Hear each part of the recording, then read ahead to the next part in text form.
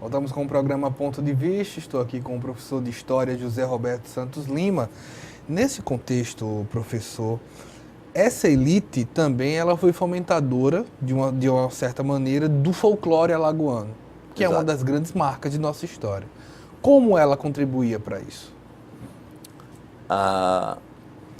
Tem um fato histórico que ele é, vamos chamar de decisivo para isso.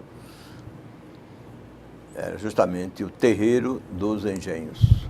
É lá onde se realizava grande parte do que nós chamamos de chegança, pastoril, afoxés, brincadeiras as mais diversas, coco de roda, né? Tudo isso era, em grande parte, feito, as cavalhadas, né? Feito dentro do engenho. Então, a partir do momento que os engenhos eram a base, né, não só econômica de produção de açúcar, de cachaça, de rapadura, mas também de uma vida econômica e social justamente ativa, praticamente essas pessoas não tinham interesse em sair dos seus devidos lugares onde nasceram, muitas vezes morriam ali, né? Quer dizer, todo o ciclo da vida girou em torno disso, isso que o Gilberto Freire chama de aristocracia do açúcar, né? Mas, a partir do momento transformações no próprio modo de ser, de pensar, de agir, de produzir no capitalismo industrial, né? A implantação da energia a vapor, né? E mais tarde a modernização desse setor levou a um processo de descompasso. Primeiro que o Brasil, até o século XIX, estava em descompasso com o que se produzia de açúcar no resto do mundo, embora tenha sido durante séculos o maior produtor de açúcar do mundo. Chegou o momento que o Brasil esqueceu do beabá, da cartilha, que era justamente produzir com qualidade e com um custo. Custo X, custa quanto? Quanto é apenas a nível de mão de obra escrava, ou quanto eu posso tirar de lucro em torno disso. Então, durante o final do século XIX, praticamente o Brasil esqueceu desse fundamento da cartilha, né, do liberalismo econômico, né, oferta e procura, o preço de mercado, esses elementos todos, e esqueceu, também houve um processo de descapitalização gradativa do setor a nível mundial, né, e não era fácil você substituir o seu engenho e montar uma usina, que não era nem usina ainda, era montar um engenho central, que era justamente esse o projeto do Segundo Império, Dom Pedro II, que se criassem unidades de produção, as províncias se responsabilizavam em abrir as licitações, em que você se habilitava a ser uma figura a coordenar isso, captação de recursos. O governo imperial entrava com uma parcela pequena e você entraria com uma parcela XYZ proporcional que você teria de lucro daquele investimento. Só que você teria que, de certa forma, abrir mão da sua unidade de produção familiar. Quer dizer, as sociedades eram sociedades anônimas, aliás, sociedades limitadas, que eram sociedades familiares. De sociedades limitadas, onde a relação de parentesco com a sanguinidade, a base é o engenho que foi do meu pai, do meu avô, do meu bisavô, não vou fechar, para me tornar fornecedor de cana para o engenho central, onde eu posso também ser um capitalista. Isso era justamente o inverso justamente do que se pensava. Eu não vou deixar de prestigiar o que na minha família era uma tradição, né? Só que o capitalismo impunha esse novo modelo. Nesse novo modelo, você teria que não apenas reestruturar o seu modo de pensar e de agir, até a nível de como administrar o negócio, né? Não mais como um negócio familiar, mas como um negócio empresarial, capitalista, né? A mentalidade. E como é que essas relações de poder vão se estabelecer a nível econômico, social e político. Todas essas coisas, entre o final do Império e o começo da República, não só a abolição, né? Mas todo esse quadro envolvia justamente mudar de postura, mudar de comportamento, mudar de atitude, mudar de mentalidade e como gerenciar isso a nível de administração.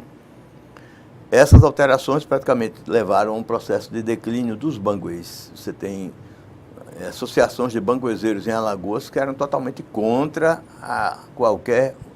Esses elementos reconheciam a importância de melhorar, modernizar-se para sobreviver dentro do sistema capitalista, mas ao mesmo tempo colocava em risco a unidade familiar, muitas vezes. Quer dizer, eu vou perder o meu status de senhor de engenho. Onde é que nós ficamos dentro desse contexto? Então, isso mexeu com os brios, mexeu com valores, né? Mexeu também com a estrutura dos foguedos da cultura popular, que nós chamamos hoje de cultura popular, né? Quer dizer, aonde vamos continuar morando no engenho se o engenho está balançado? O engenho está fechando as portas, vamos morar onde?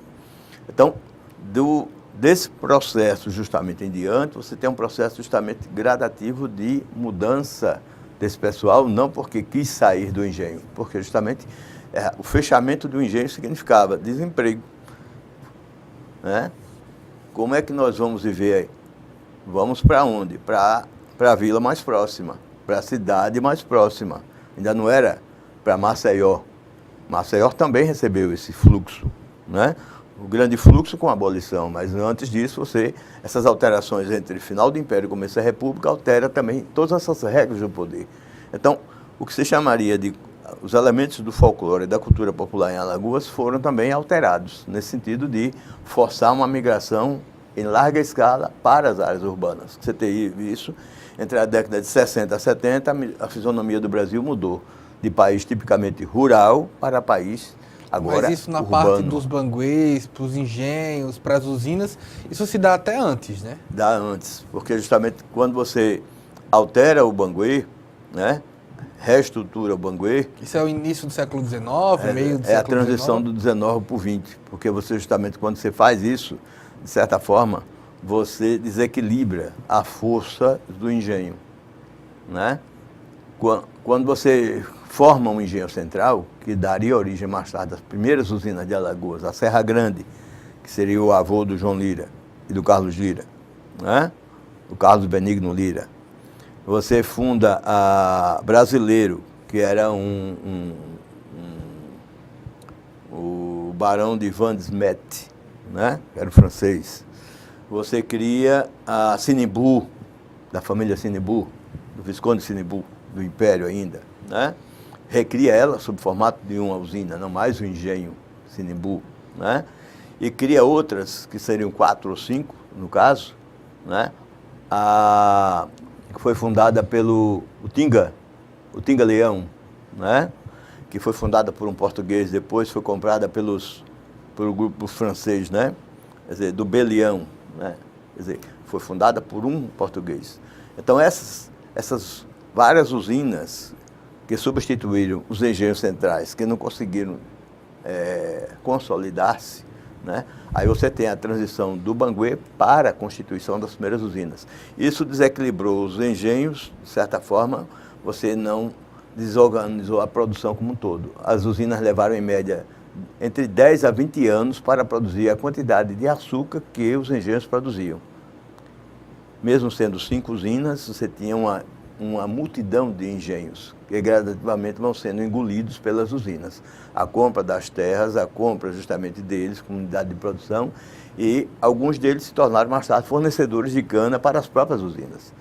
Em torno dessas alterações todas, praticamente você tinha, em torno do circuito geográfico das cidades, você tinha o quê? Uma área verde, uma área que eram os sítios, a área onde se plantava feijão, mandioca, macaxeira, batata, inhame, criação de galinha, de porco, de boi, de vaca, que era o que você chamaria de cinturão verde das cidades. Com a reestruturação da usina mais tarde e a modernização dela, ela praticamente consome todo esse espaço territorial. Quer dizer, você chega ali na Ceasa, no tabuleiro, quase todos os caminhões que descarregam frutas e verduras para o estado de Alagoas é quase tudo de Pernambuco. Pimentão vem de onde?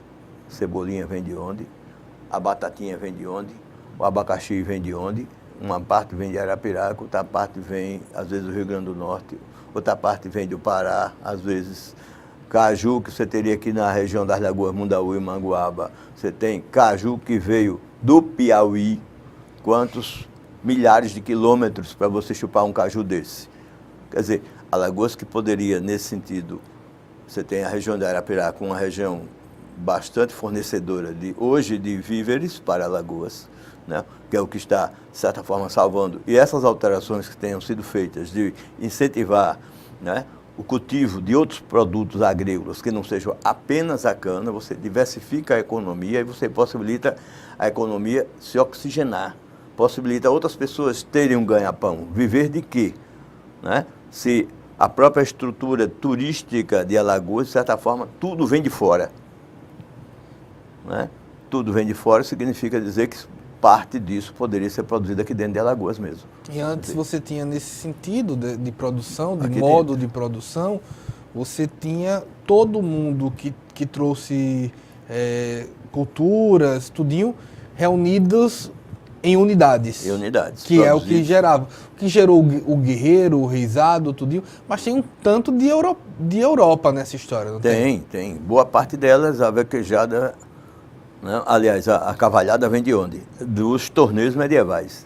Quer dizer, não, por que acertar aquela argolinha, que é justamente complexo, difícil, você tem que estar com a cabeça boa e ter uma firmeza no braço para justamente alcançar aquela argolinha.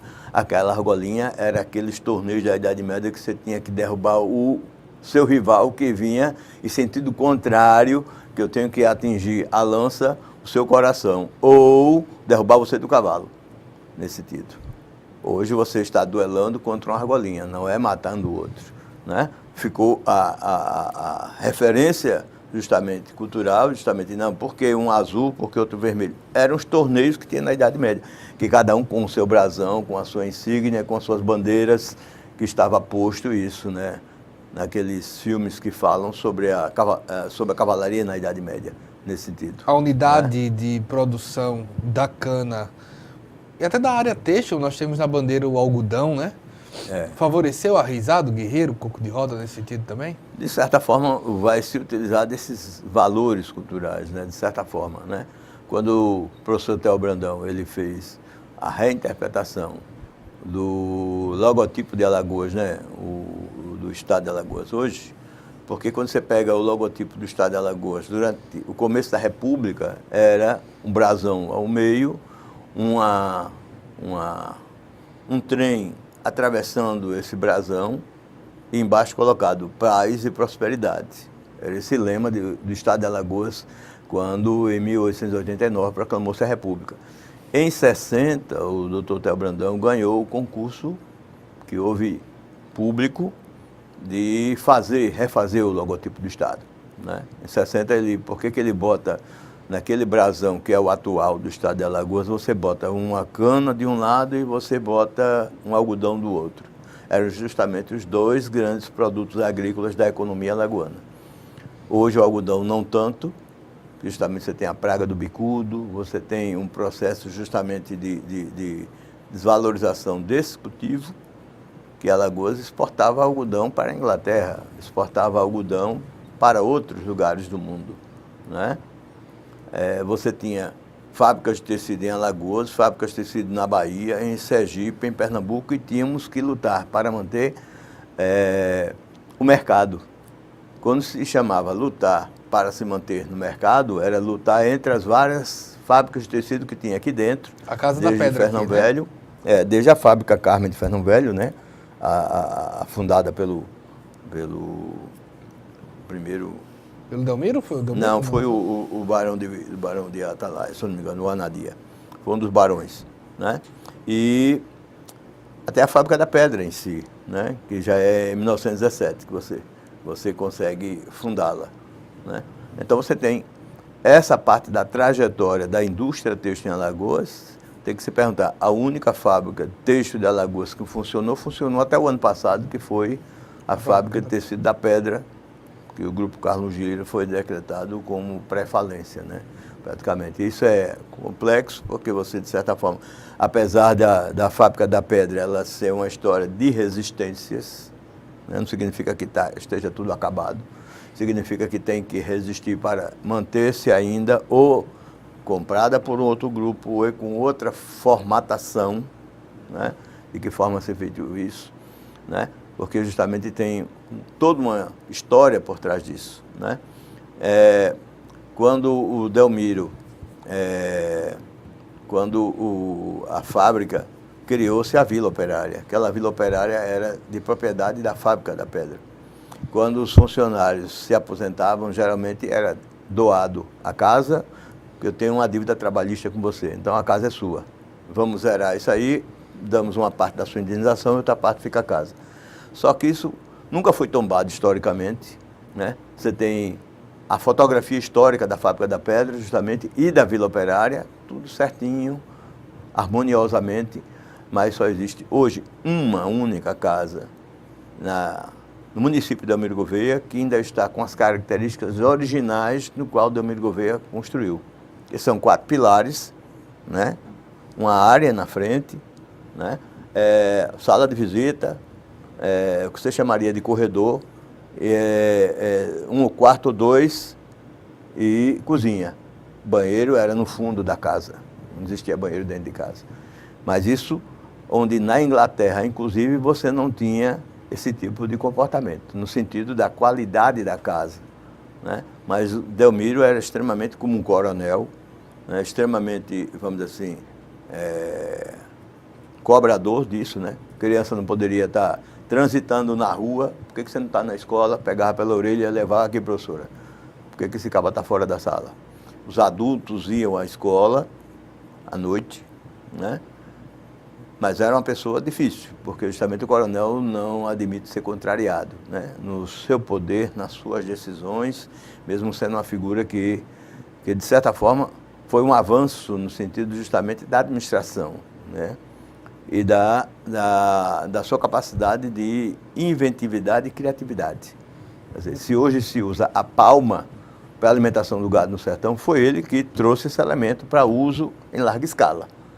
Introduziu que espécies de boi e de vaca melhorados geneticamente para fazer o cruzamento com as vacas nativas, né, do sertão. Quer dizer, ele trouxe da Europa, trouxe dos Estados Unidos esses elementos.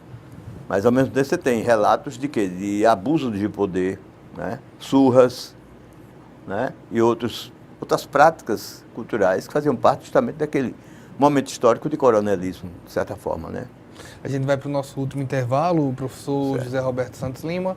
A gente volta já com o programa Ponto de Vista.